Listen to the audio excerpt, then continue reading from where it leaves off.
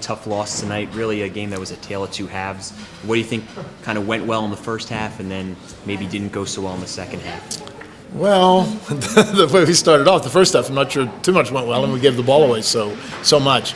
But the turning point in the game to me was when, maybe 12 minutes ago, I'm not sure, when Coach Metz decided to go with a small team, took out his 5-man, and had put 4 guards and then Preble, who's as good a player as anybody in the league, and making then our big guys guard Preble, and they couldn't guard him.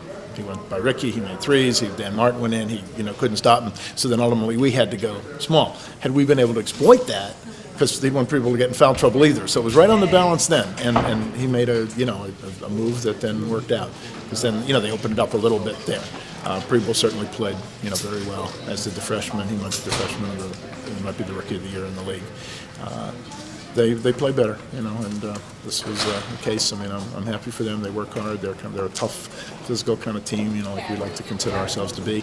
And they haven't been to the playoffs in a while, and I'm glad they're getting to go. I'm just sorry that it's at our expense. Yeah, obviously you're up 40-36 at halftime. The pace of play, though, probably not something that you wanted to be so up tempo. Were you concerned then at halftime that the tempo was gonna hurt you in the second half and maybe catch up to you? In the second half? Well, I was, and then of course that didn't really happen because it did slow down.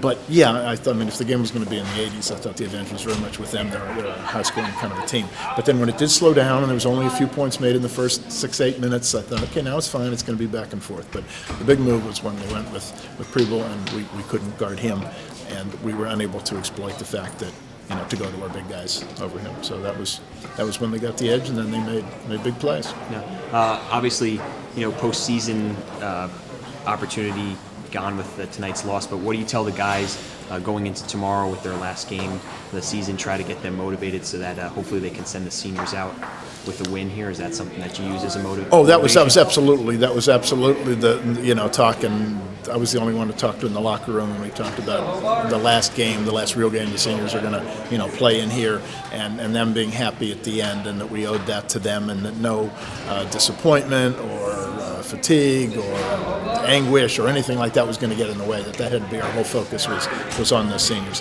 Now, as it happens, I really believe we have a good chance to go to the ECAC tournament afterward.